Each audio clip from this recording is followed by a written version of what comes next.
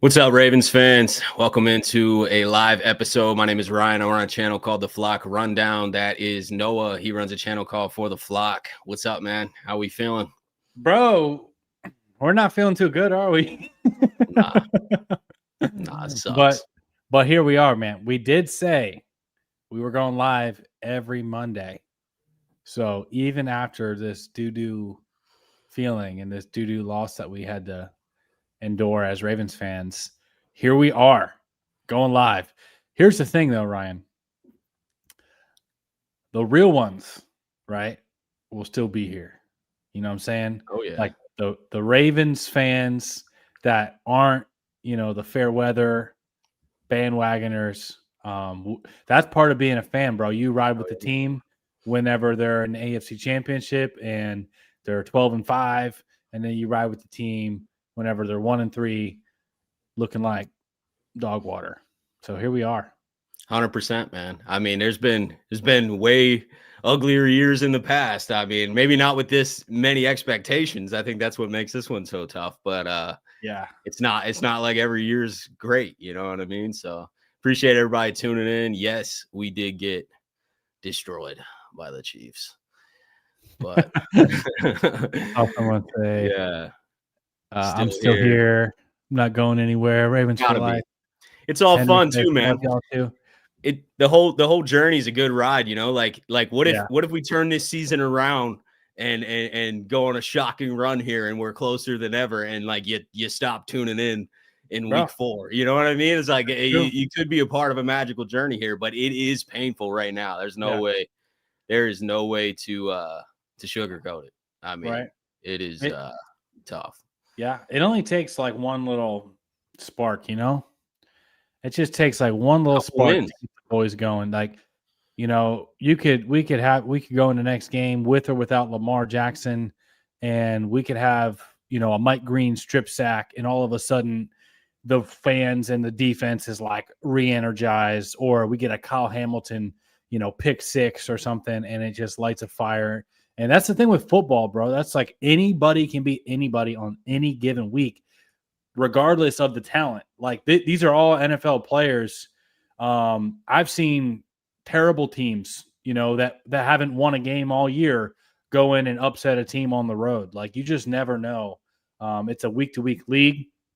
It feels like the Ravens coaching staff should have these guys more prepared.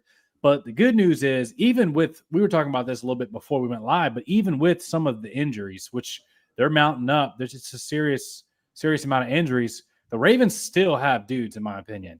Like, they still got dudes that can play at a high level. I think, going into the season, I was thinking this is one of the deepest rosters in the NFL. I was looking at some of our cornerback 4s and looking at other rosters thinking, man, our cornerback 4 is better than their cornerback 2 or their cornerback 1 on other teams.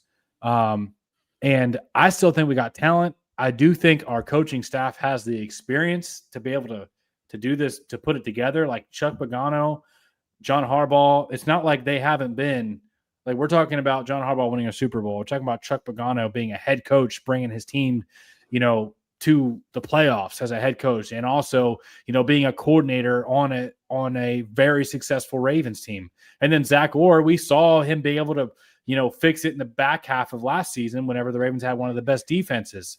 So, and then Todd Monken, I know he had a bad game, and John Harbaugh was critical of it, but still, I like Todd Monken, and I think he's one of the best coordinators we've ever had.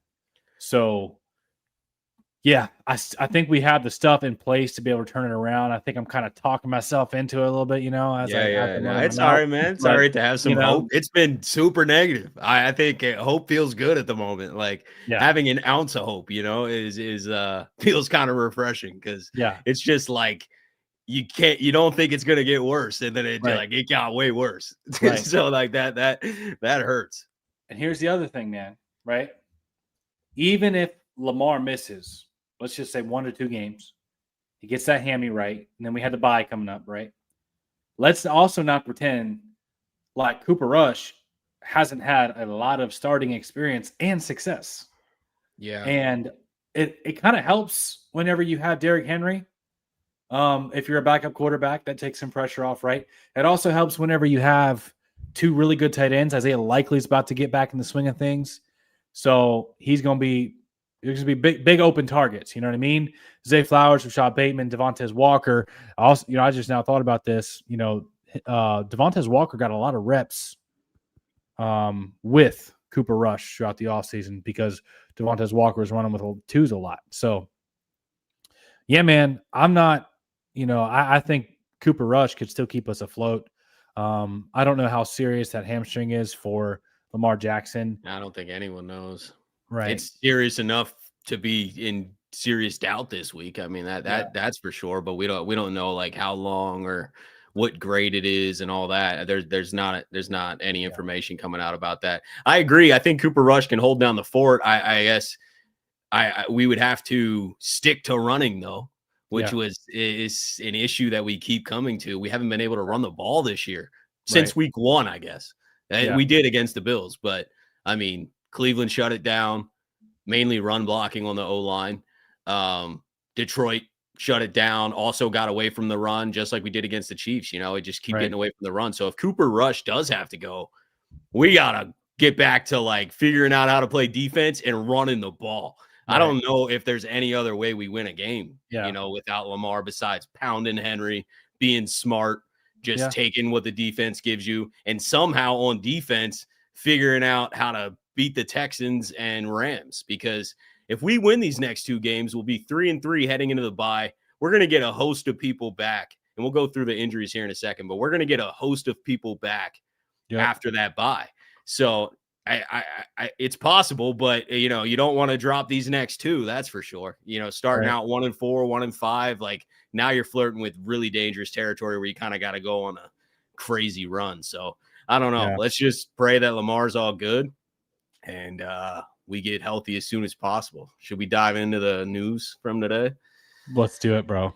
All right. So unfortunately, Nnamdi Madubuike is officially out for the season. Harbaugh announced. Yep. And when asked about, it's terrible, man. And then when asked about, I'm only bringing this up because there's a lot of conversation about it, and I understand why. But when asked about whether this is career threatening or concerning for his longevity as a football player, Harbaugh said Nnamdi should talk to you guys about that. Yeah. So that's not what you want to hear. Not good, right? No. Yeah. No, not good. And I feel bad for Nnamdi, first and foremost. Like, dude's young, just signed a massive deal that he won't get much of. I mean, I saw Brian McFarland say that if Madubuike did retire, the Ravens are absolved from having to pay any future salary. Wow. Now that they do have the $30 million in dead money from his signing bonus and option bonus prorations that haven't hit the cap yet. So there is some dead money, but the rest of his contract is voided. And here's actually like all the specifics about the exact money and everything. But essentially, if that happened, I'm not saying Nnamdi's going to retire at all. I'm just saying there's a lot of talk about it because of the way Harbaugh addressed that question. And you don't want to hear like, hey, the player's got to talk to you guys. I'm not going to say that. Yeah. Necks are always one of those things, man. You don't mess around with necks. Yeah. Necks and spinal injuries. Those are the career ending ones. Which is terrible, man. It's just terrible. It's terrible for the team. It's terrible for Nnamdi. It's terrible for this season. And we talked about it last week when we were discussing whether Nnamdi was even going to be out a while or not. And kind of both agreed on that if he is out long-term, which obviously he is now, I feel like the Ravens got to go make a move. I don't exactly know who that's going to be. I don't know. I saw somebody in the chat say Jeffrey Simmons. Are you completely down with that? Yeah. let's go get Jeffrey Simmons from the Titans, whatever it takes. But like, you're not getting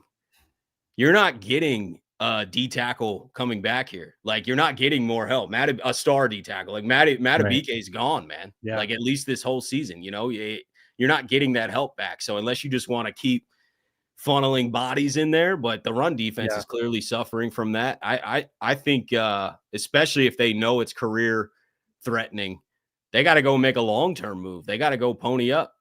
Yeah.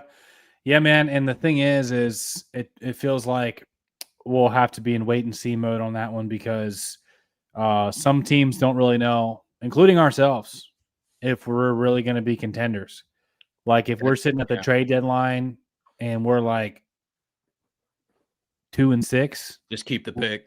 Yeah, you're probably not going to go get a stud, defensive tackle. However, if we're sitting at the trade deadline and we're starting to get healthier and we're sitting there at like 4-4, then yeah, let's pull the trigger, because anytime you got Lamar Jackson and Derrick Henry, your Super Bowl window's open, in my opinion. You just need to get this defense to be average. In my opinion, even if we gave up some points and gave up some yardage, but forced some turnovers here and there, we'd be all right. But the problem is, get off the field first. We have a -2. Yeah, it's terrible. We have a -2 turnover ratio right now, and it's among the bottom third in the NFL right now. I think we have 2 takeaways. I think we have a pick and interception on the season, and I think one of them came from Joe Flacco. Yep. And then we have turned the ball over just carelessly. So you don't win whenever you stack all these things. It's not just the poor defense. It's not just the penalties. It's not just the situational and the play calling and the lack of looking prepared and disciplined. And then it's the turnovers on top of that. It's not forcing turnovers. And O-line. Offensive line, you're not winning in the trenches. You're getting gashed in the run game. And you just compile all that up, and no matter how much talent you have on your team, you just don't overcome with those type of fundamental flaws. And that's what's really frustrating about the team right now. It's just the fundamental flaws. Like, take care of the football, stop the run, make stuff hard on third down, and we just are failing to do those simple things right now, man. Yeah, I know. It's hard to explain. It's so many things. It is so many things. That's what's difficult for me, is it's like I wish it was just the pass rush or just the run defense, or you know what I mean? Like, it'd be a lot easier if it was just like a 1 or 2 things. It's like 10 things combined, and the injuries on top of that. Like, I mean, the coaching is 100% deserving of blame. I mean, these guys are clearly underprepared, not being put in the best situations, and not motivated. Help me understand. Maybe you don't know. We're just theorizing here, but help me understand why this team is just like not playing with fire. We haven't talked since the Detroit game because we went live before the game. We got punked at our house Monday night, all black uniforms. They bullied us. We're usually the bully, or we at least stand toe to toe with the bully. Right. You know what I mean? Like, we're competitive with everybody. And we might not always win the big game. Usually there's, little moments that we're not coming through on, but it's not little moments now. It's like the entire game isn't competitive. We're getting punked. So it's like, where's the fight? Why are we not playing with passion? It just feels like the defense is almost expecting to have the ball moved on them. Like Ray Lewis. Ray Lewis. Get him involved. And Will Jones, he says no pass rush, and it's true. Yeah. The concern here is with Nnamdi Madubuike, you were already still kind of lacking in the pass rush department. He was the only guy that was winning. Travis getting double teamed, Madubuike winning his one-on-ones, nobody else winning their one-on-ones. Yeah. Yeah. And Travis Jones isn't healthy now. Right. Which is, now that we're talking about him, this is kind of a trend now for him. I mean, last year he wasn't healthy pretty much, even though he played. He's in a contract year. So is Oweh. These guys are fighting for their next payday. Dude, I mean, if Oweh wants to we got to see something, man. Yeah. We got to see something, man. I've been too hopeful. Seriously, to a fault. I have too. I've been like, oh, this is the Oweh time. It's like, nah, dude, I don't know, man. Yeah. It's not a difference maker. I'm sorry. You got to show me now. Like, I was like expecting it, like, come on. And I'm like rooting for him. At this point, he's going to have to prove it. He's going to have to show it. I mean, because he's not. He's going to be playing in another jersey next year. I don't see another way around it. Bro, do you know who I'm pretty sure our leading sack guy right now is Tavius Madubuike. Robinson. Oh, is it Tavy? Okay, yeah, because of the Chiefs game. Yeah, I think Madubuike has like 1.5 or 2. What's Tavius got? I think Tavius has 2 now, right? Okay, 2. Okay, that's not that great through 4 weeks. Right. Like we need more. Yeah. But I wasn't expecting like Tavius Robinson to be our top sack producer through the first 4 weeks. Like I was looking for an OA to have 3 or 4 sacks by now. And he's got a big fat donut. I know, man. Like, come on, man. And it's not like they don't have opportunities to rush the passer.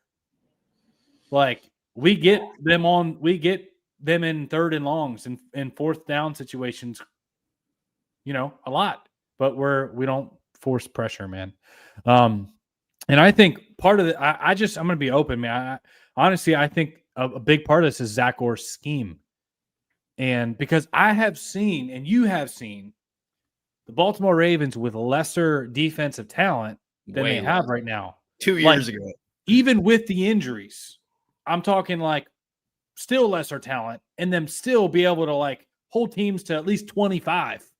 Like, where, okay, we'll give up a big touchdown here or there, like a blown coverage, but we're still like contesting stuff. We're still bringing pressure. We're still playing Ravens defense where you're hitting dudes hard and you're making teams uncomfortable and you're the bully. But right now it's just like there's no contesting anything. Everything looks easy. Everything looks like the offense is expecting to like what's going to happen.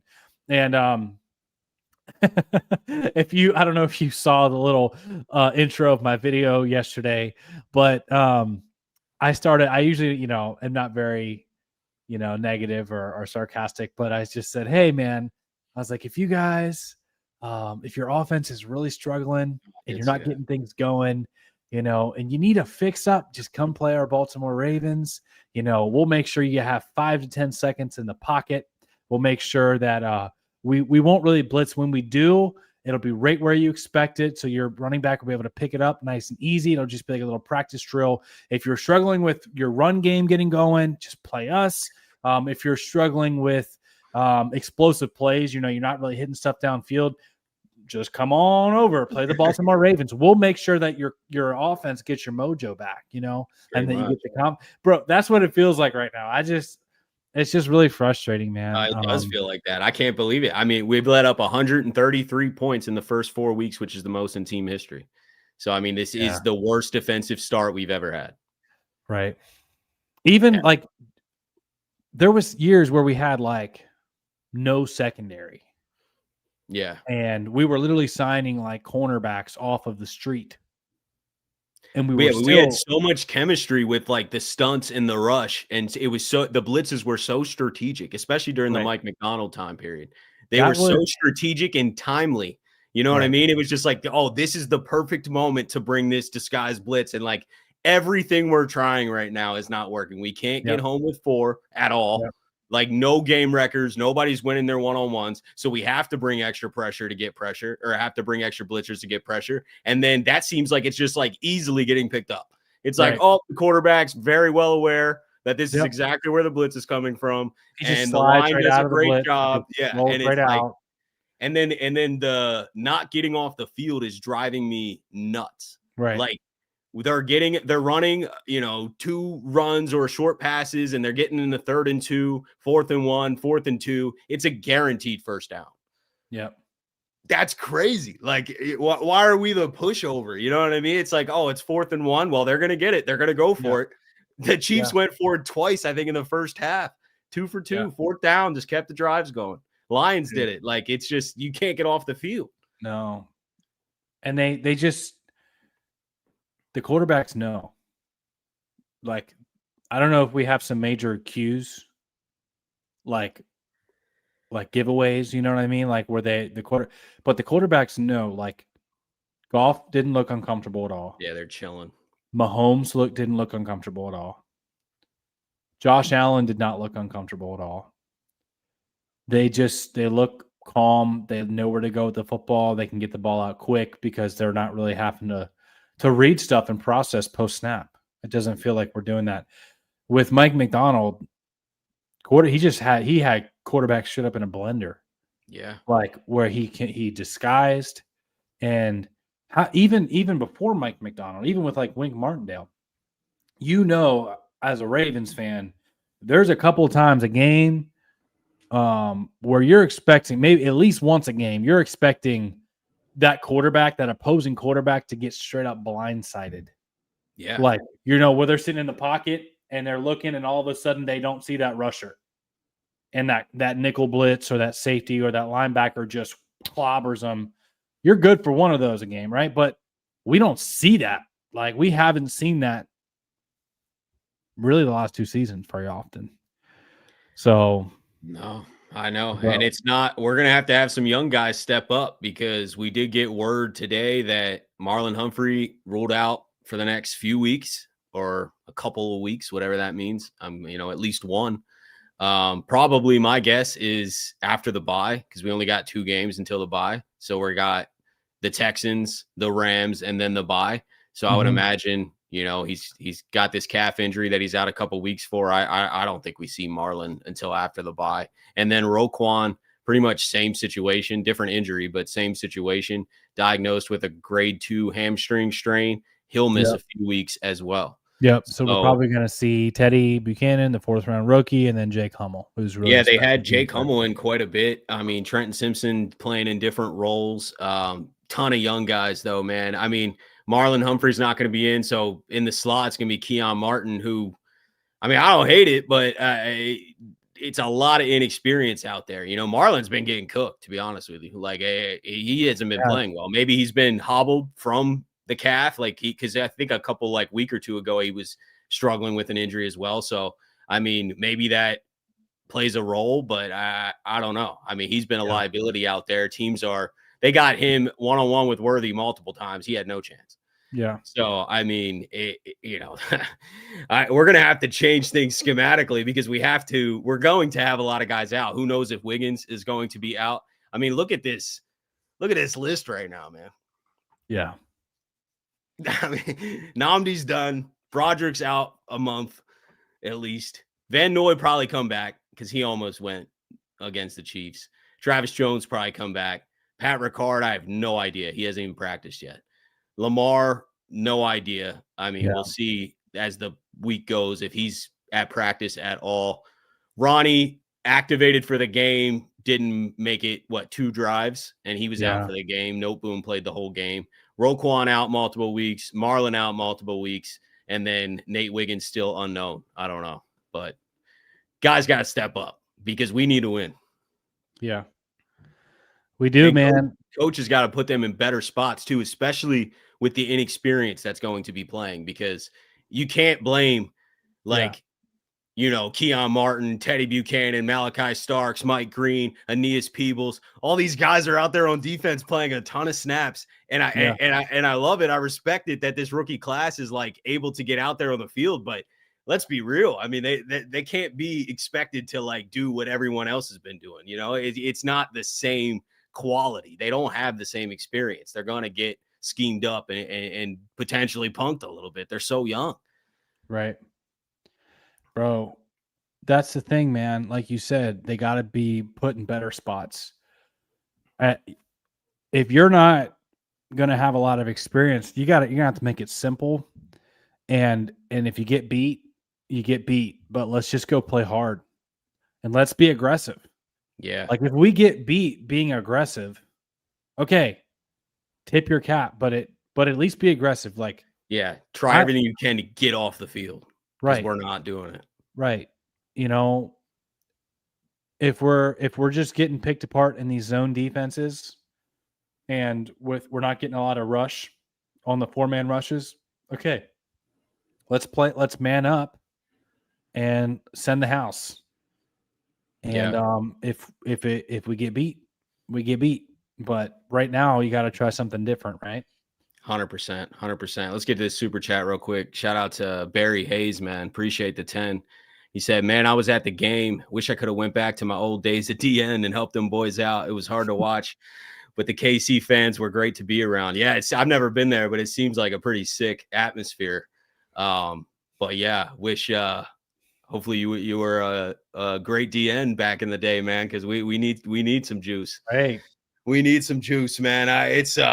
It's tough. I mean, the whole trenches on both sides of the ball too. But like lack of rush, I just don't think we got the guys that are winning one-on-ones. I mean, I don't know where I don't know where they're going to come from. We're going to have to go add more talent or wait till next year and draft because like I've seen enough like Owe and them. I would love to be proven wrong. I'm just saying, like, it's just been too long, man. You know what I mean? And like Mike Green is not winning his one-on-ones right now, but I don't want to beat these rookies up yet. Like, that's what I was saying about like you got 5-6 rookies out there playing a ton of snaps. Yeah. That's not easy, man. You even heard Kyle Hamilton talk about that in the game after the game last night, where he shouted out every single one. He's like, shout out CJ Okoye and all these guys that are out there battling and, you know, just trying to step up. And it's just a tough position to be thrown into. We by no means did anyone expect all of these rookies to just be like starters out there. And we need all of them.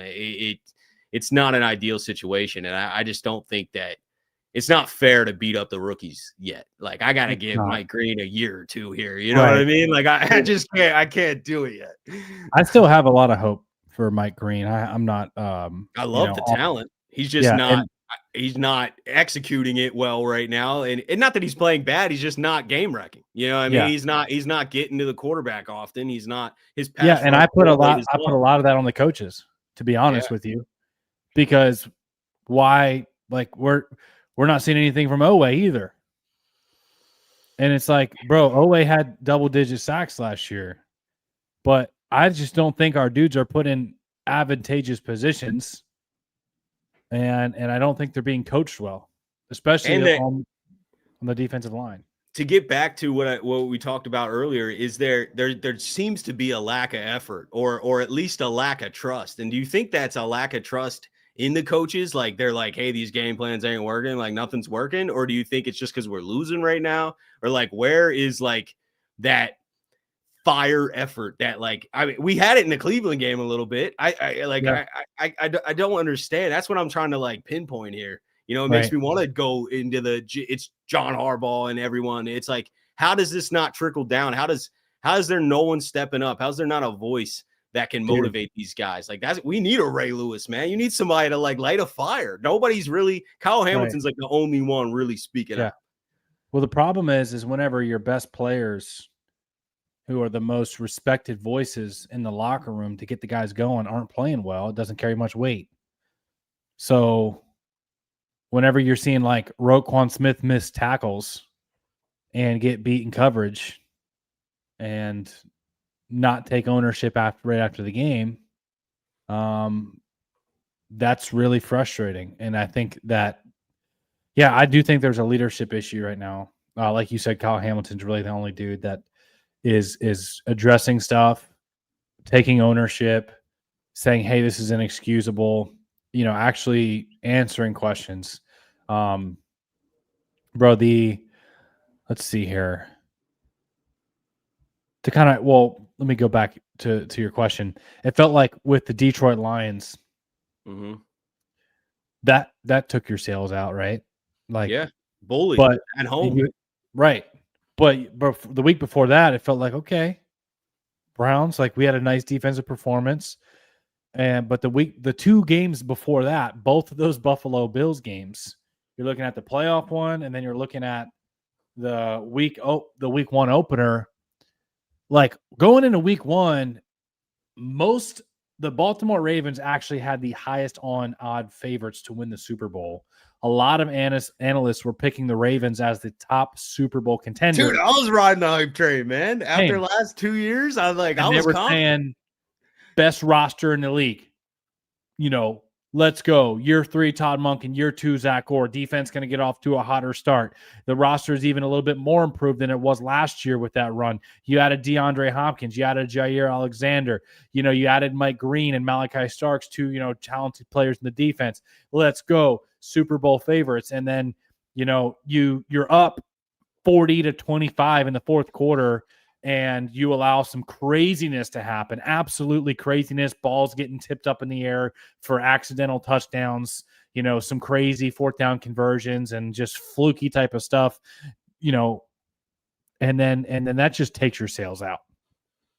If we won that game in Buffalo, we are not even saying the world's falling apart right now. We're looking at a 2-2 start and, beating one of the best teams in the NFL in the Buffalo Bills. And then you're saying, well, we get a little bit healthier, and we'll be good to go. Right now, the reason why it's so bad is because like the hopes are so low is because you're 1-3 and you don't really, you're kind of beat up now. So not only were you losing with your talented guys, but now it's your talented dudes you're losing more talent. And the coach, you don't really trust the coaching staff to put guys in the right spots right now. So it's looking a little rough. But if you want to talk about the schedule coming up and about the bye week and some optimism, we can go there if you want. Yeah. I mean, we got Texans, Rams, both at home, right? Yep. Two home games, then the bye. So goal has to be get to 500. Yeah. We'll be feeling a lot better at 500, 3-3, getting 2 weeks of rest essentially with the bye, or a week and a half, getting a lot of these guys back healthy. We'll be feeling a whole lot different because the schedule does get easier. I don't think our division is the gauntlet that we were going to think it was. I mean, Joe Burrow's not going to be involved. The Bengals get substantially easier. We know the Browns are all, we already beat the Browns. We already played them and dominated, to be honest with you. So, like, we should win again against them. Pittsburgh, probably the biggest challenge in the division, but not unbeatable by any means. They haven't played a ton of top teams, and I don't think they've been truly tested. And who knows if they have the longevity. The Steelers fall off a cliff every single season at the end of the year. Like, I swear Pittsburgh started out like undefeated 2 years ago, and then they did. They were like 9-0, and then they finished like 10-7. And then last year, it looked like they had a stranglehold of the AFC North, and the Ravens just went on a run and took it away from them. So, like, who knows? The Ravens beat the Steelers 3 times last year? No, they lost in Pittsburgh. We didn't even score, or they didn't even score a touchdown. We lost 18-16. Russell Wilson beat us all field goals. That's right. But then we dominated them later in the season at Baltimore, and then played them again in the wild card, dominated again. We were running all over them. The Steelers usually fall off towards the end of the season. So I'm like, the division's not really that difficult. Right. The problem is we are not healthy, and it just seems like the guys are really out of position more than usual. I mean, we've always had a little bit of coaching issues. I've been able to complain about some coaching things for years now, but not like this. I mean, this is just like not even competitive, extremely underprepared. It's like they're like hanging out, not game planning or something, which I know is not true, but I'm just saying it feels like that though. It feels like there's no care. There's no passion. So I'll offer some hope, right? Okay. I'll start off with the negative. Baltimore Ravens have the 31st defense in the NFL right now and yardage allowed. And when it comes to points, they're allowing 33.3 points per game, which is the worst in the NFL. But however, the Baltimore Ravens have allowed 1,627 yards this year. The Steelers have allowed 1,530 yards. So literally the Steelers have only allowed 97 or something less yards than the Baltimore Ravens. Here's the key factor, though. The Steelers are +7 in their turnover differential, and the Ravens are negative game 2. records. They got some game records too. You know what I mean? Like Hayward and Watt, and we don't have that on the defensive line, which is going to help force a lot of turnovers. I was confident that we would have been able to generate some pressure this year, and that's why that leads to more turnovers. We got a talented secondary, which is now banged up. I mean, I would expect we're about to see Jair, though, right? I mean, there's no chance Jair's a healthy scratch again. Like, who else we going to play? Jair's back. He's got to be. So, we need – I think the secondary can hold it down, but, we're going to have to help them out. We're going to have to stop the run. We're going to have to get pressure. And then I think some turnovers can come. But, yeah, Steelers doing a way better job forcing turnovers. They're playing better football right now. I'm not denying that. I'm just saying – the Steelers fall off a cliff every single season. Yeah. And the Ravens are the opposite. The Ravens started out really ugly last year. Now we didn't have all these injuries, so this is a much bigger problem right now. But last year we started out 1-2. The sky was falling. The offensive line sucks. The defense sucks. We have terrible safeties. It was awful, man. The first 3 weeks of last season until we went and blew out Buffalo at home week 4. Yeah. The sky was falling for the first 3 weeks last year. And we end up getting dominant down the road. The Steelers go the opposite way. So, I mean, there's plenty of time to turn this around.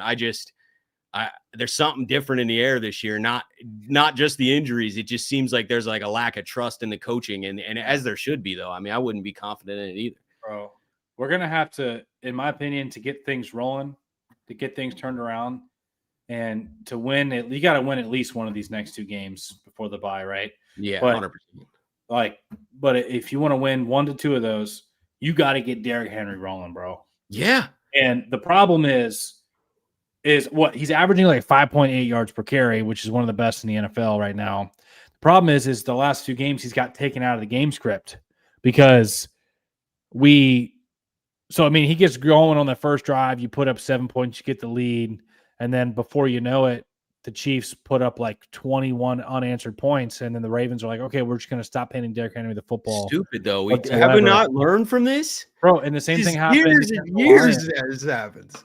The Lions, he got put out of the game script because we're trying to come back because we got down so bad. So you're going to have to get Derrick Henry rolling and keep your defense off of the field as long as possible because the dudes aren't healthy. Yeah, and even if Lamar's playing, he's not going to be a factor with his legs most likely. So you need to be able to run the ball. Like, he's not going to be the threat that he usually is, at least for a few weeks. So, like, you have to be able to run the ball. The offensive line has to run block better, but also, to your point that you just said, Todd Monken's got to stick to the game script. It's got to. He can't abandon it. Or right. And I'm saying game script because Harbaugh, unless Harbaugh's lying, but I don't think he is. He said today that they came into this Chiefs game with the plan to run a ton, and they just went away from it again. And he's like, that's unacceptable. And obviously it's unacceptable. And the line needs to play better. I want to get to this other super chat, which involves this. Shout out to Lawrence Huggins for the 5. Appreciate you, man. Daniel Fa'alele is our guy. John Harbaugh. Yeah. I mean, super. Yeah, man. Bro, you know what I'm even more frustrated about Daniel Fa'alele starting? Yeah. Keaton Mitchell not playing, bro. Dude. Yeah, I don't think it would change everything, but it is definitely confusing, and I can't get over it either. I was talking about needing a spark, needing somebody that gets the guys going. Like, bro, if Keaton rips one of those 30, 40, 50, 60-yard runs, that's going to get everybody fired up. Like, you need someone to make a big play, man. And then stick to it, though. Like, Derrick Henry did bust a big run. Like, you got to stick to it throughout the game. Even when you're down 2 scores, you have to stay balanced enough because the play action gives Lamar more time. Like, if we have a successful run game, because we know our offensive line, getting back to the Fa'alele point, our offensive line has some serious holes. Nothing new. It was the same thing last year. Right. But the offensive line will protect a lot better because they won't be challenged as much if we have a successful run game. The play action will freeze the defense even for a moment that gets Lamar through into his second, third, fourth progression. Because right now, Lamar doesn't trust his own offensive line. Why would he? And he's rushing things. You know what I mean? Like he's getting happy feet. He's starting to make a couple bad decisions. That's not normal Lamar. That is because his time clock in his head is moving too fast. Yeah, like he's frustrated with the offensive line. You can see it. I mean, if there's something else I'm offering as a positive is the Ravens are the 3rd most scoring team right now. They're averaging 32.8 points per game, which is 3rd in the NFL against good defenses too. Against good defenses. So. Oh, yeah, I have way more hope in our offense right now. Yeah. If Lamar's out there, I'm definitely going to be. Yeah. It's an extreme unknown if we have to go to Cooper Rush for a week or two. But I feel like I'm more confident about Cooper Rush than a lot of people are, because I think we never really saw him with the weapons. You know what I mean? Like, we saw him in preseason without Zay Flowers, without Mark Andrews, without Tyler Linderbaum and most of the starting offense. Without Derrick Henry, So I think if you pair up a solid running game where you're featuring Derrick Henry with some play action passes and Cooper Rush can put the ball in the right spot and keep it simple, feature your weapons, feature your Zay Flowers and your Batemans and your Likeleys. You know what I mean? Like the Ravens are loaded with offensive talent. Despite the injuries, on the offensive side of the football, they still got weapons everywhere. Yep. Like they got weapons, bro. Like we need to be able to still be in these football games, even if Cooper Rush is playing. Let's not pretend, right? Like I said this earlier, let's not pretend like he didn't have a lot of success in Dallas and have a lot of starting experience. He won more games than he lost as a starter. Yep. And his basically only weapon there was CeeDee Lamb. It was obviously a big weapon, but he didn't have a lot of help besides that. But yeah, man, I think if you can just get a little something on defense, a little spark, force a turnover just once or twice a game. I mean, it's not like the Houston offense has been. I mean, I know they had a good week this week. They were playing against the Titans, who are winless, but the Houston offense has struggled this year. So, like, yeah, and they have O-line issues. So, if like you can't generate some kind of pressure in that game, like it's a lost cause, man. It really is. We got another super chat here from Lawrence. Appreciate you. What happened to Garrett Dellinger? So that's our 7th round pick. He chose to go to Cleveland's practice squad. So we lost him. Jeff Sarebek posted when it happened, like I think it was whenever the roster cuts were, a month ago at this point. He said that the Ravens were trying to retain him. So the Ravens were putting in effort to keep Dellinger and keep him on the practice squad. He signed with the Browns. So I don't know, gone. We'd have to sign him to the active roster. I believe he's still on their practice squad, so he could get signed to anyone's active roster, but he's not on our team anymore. So yeah, I mean, it was a 7th round pick, not obviously the end of the world, but yeah, one less option there for sure. Yeah, man. Like looking at this schedule, it really does soften up a lot. Yeah. Like, and the division's not what it was. Like I was looking at 2 Bengals games. Now I know we can score a lot against the Bengals, but can you imagine this defense right now against Joe Burrow and Jamar Chase? Oh yeah, dude, like that would have been bad. So that's why I was like, man, these Bengals games are going to be brutal, but not so much now. So like that's what I'm saying. The division's wide open, the schedule's wide open. Yeah. But if we're not healthy, if we lose these next 2, like you can't keep digging the hole. Right. I guess, we do have some dudes that are questionable, right? Nate Wiggins, Marlon Humphrey's going to miss some games. Madubuike's out for the year. Roquan's going to miss some games. But then, like we said, we also should be getting some reinforcements here. Specifically with Kyle Van Noy, Isaiah Likely, his 2nd game back healthy. Travis Ricard, hopefully Travis Jones. So there is reinforcements coming, and the schedule gets a lot softer. After the Texans and the Rams, who are very beatable teams, even with Cooper Rush, in my opinion, there's a butter soft stretch there, in my opinion, with Dolphins, who have been one of the worst teams in the NFL, Vikings, rookie quarterback, right? Or basically rookie. Yeah, Wentz is in now. Yeah, winnable game, right? The Vikings aren't one of the better teams in the NFL. Browns, with who knows at quarterback, Jets, Bengals. Then you have a tough Steelers game in December, and then Bengals, Patriots. Like I'm seeing a lot of really winnable games there. And if you, in my opinion, if you sweep the Steelers, you're in a very, very good position to probably win the division and still make the playoffs. So, even if you only drop one game in the division to the Steelers, you split with the Steelers, you're in a good position, and then hopefully you're healthy. As the season goes on, you're getting healthier. But that's like the silver lining, right? The thing that you're looking for as a Ravens fan for optimism is that okay, we stack a couple wins here, we find a way to win. Doesn't matter if it's pretty, just find a way to get it. Block a punt, I don't care, man. Like Derrick Henry, Zay Flowers, bro. We need somebody to get the win. You know what I mean? Like get the win, get healthy. Hit that bye week. The schedule gets soft, and then I think the majority of the soft schedule is after these next 2 games. I don't know if the Texans and Rams are that easy, especially the Rams against our defense. That's I'm right. And the Rams have a pretty solid defense too. Yeah, these next 2 games are actually maybe the hardest games left. Like that, like the schedule gets way easier. Yeah. I'm more concerned about these next 2 weeks. That's why I was like, man, if we can get to 500, we should be cruising. And I see some people in the comments saying that who cares? Like we have to beat the Bills and Chiefs. 100% right. Like I completely agree. But we got to get in the playoffs at this point. We are digging a serious hole. We have to get healthy. We have to get in the playoffs to even have a chance, or you might as well kiss it away and hope for a top 10 draft pick. Cause like, I mean, we have to get in the playoffs. So that's why I'm like, we're looking at this like, all right, yeah, our schedule's softer. This is probably an opportunity to get in the playoffs. And then you're going to have to beat those teams. Yeah. Which at this point, nobody has confidence that we can do, but you might be feeling different in week 17, because I'm telling you, we were feeling terrible at the start of last season. And then at the end of the season, everybody thought we were about to go on a Super Bowl run.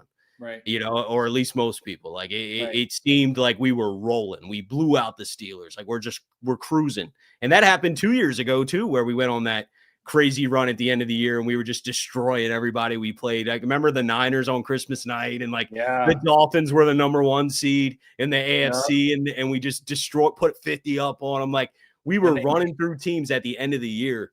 And it is possible to get back to that, but we need to get healthy and we need to get some wins now these next few weeks.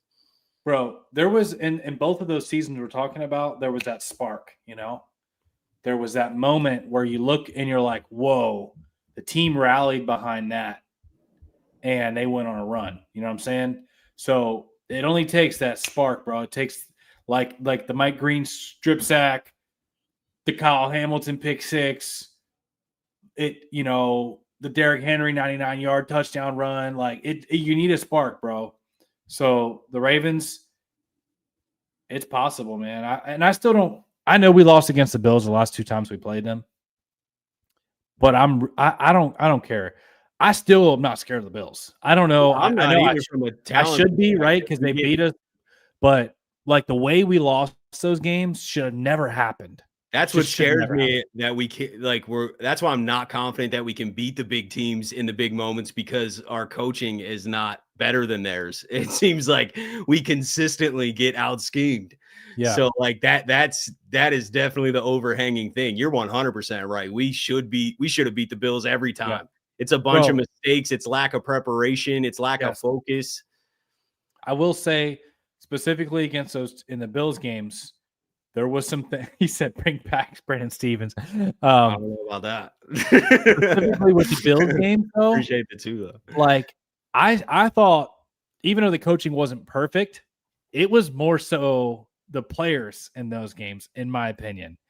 It was in the last Bills game, well, in the playoffs one, like the coaching staff didn't make Lamar Jackson throw. The playoffs was turnovers. Yeah. Right. It was 3 or 4 turnovers. The Mark Andrews drop. 3-0. Yeah. The Mark Andrews fumble, the Lamar fumble, and the Lamar pick. That was not on the coaching staff. I thought the coaching staff actually put them in a decent position to win that game, but the players didn't execute. So it just sucks right now, because it's like when the coaching staff is actually doing a decent job, it's like the players letting you down. Yeah, Derrick Henry's got 3 fumbles on the season. You know what I'm saying? Like, but it's both right now. It's both. So it's a lot of things. But the good news is that a lot of the things are fixable. You know, they really are. You just gotta go out there and execute. Got to start doing it. You got to do. I don't think, you know what I mean? Like the momentum will never turn around until like we just get some dubs, stack some wins. That Cleveland game could have been the starter. If we would have beat Cleveland and then beat Detroit Monday night, right? I guarantee you that Chiefs game goes a little bit differently.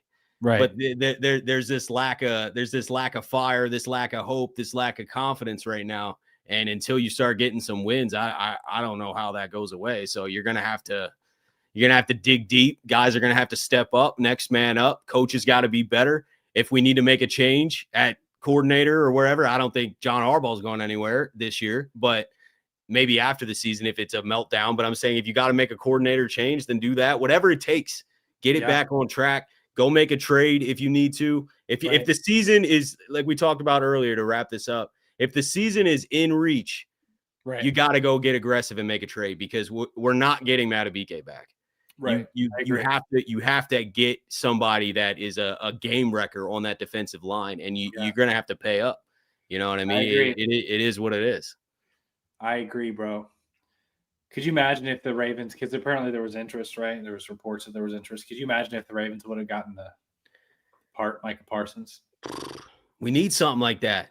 We ain't had a game wrecker. I'm hoping Mike Green can like develop into that, but like we ain't had a game wrecker like that. That's my biggest hope right now is like Mike Green can eventually be that, but there's nobody else on the roster that's going to just consistently command double teams and win their one-on-ones and get to the quarterback. Like, yeah, we need a game wrecker, man. Micah Parsons, Myles Garrett, Max Crosby, TJ Watt. Like, there's a lot of those guys, and the Ravens haven't had any of those guys since Suggs. Yeah. Oh, we got one more. We got one more super chat before we go out of here. Appreciate you, Sheldon, for the 5.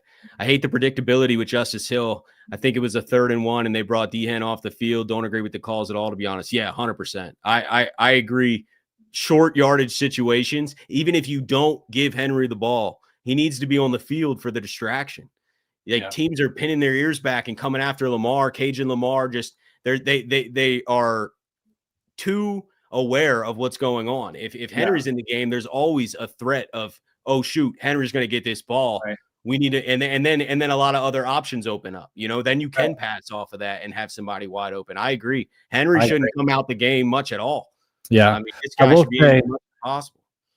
Yeah, bro, I agree with you. The one thing that I did like that they went counter to their normal with Justice Hill. If you remember on that first drive, they had that 3rd and 2. And Justice Hill was, kind of to the side of Lamar, and you're expecting him to go out in a route or to be in pass pro. And they handed him the football, and he pushed forward for that first down. Not that I necessarily loved that call, but it was at least like against what you normally do. And the Chiefs were not expecting that, Yeah. So. Yeah. One more from Lawrence, man. Appreciate you. Hire John Gruden. That would be fun. As head coach. The way he talks about the Ravens. Yeah, that'd be fun. I think that would be fun, man. He's got the fire. I feel like that would be somebody that could ignite the passion because this team's lacking some passion right now. It's weird to see. It is. It's weird to see. But they just feel like they don't have their mojo right now, man. No, which, like I said, man, when have we seen a Ravens team not be competitive? We've always seen the Ravens get out-coached a little bit in bigger games and barely lose and make a key mistake here and there, but not just get blown out, not get bullied in prime time at your house. I remember when we were live before the Lions game, we were all excited. We were like, the Lamar Jackson era, the Ravens have never lost in the black uniforms. And then we were feeling ourselves. Yeah. We were feeling, dude. I had the purple shades out, bro. We were feeling ourselves. I can't believe it. I can't believe it. But hey, that's football, man. It is. It's still a long journey, man. It's part of being a fan. Like I said, you don't want to tune out right now, and then this thing turns around and we go on a magical ride. Right. And it's even if we ever. finish, you just never know. You never know. And even if we finish 1-16, guess what, Ryan? We're still going to be here. Yeah, we're getting a piece in the draft. Oh, yeah. That's right. And then we're going to end up with an elite pass rusher. We'll get the game record if we go 1-16. Yeah. Right. But regardless, we'll still be here because we're not fair weather fans. We're going to stick with it. And hopefully you guys too. And it looks like you guys are all right. What do we got in the chat right now? It looks like we're kind of. It's a lot. We got a lot. Yeah, it's a lot. So y'all are still coming through. The ones that are here. All the support. Even on the videos outside of the live, I appreciate you guys rocking with us, man. Yeah. So, we've been going for about an hour. Yeah. So, remember, we'll be here next Monday. It'll be kind of a reaction to that, hopefully, dub against the what's the Jameis Winston?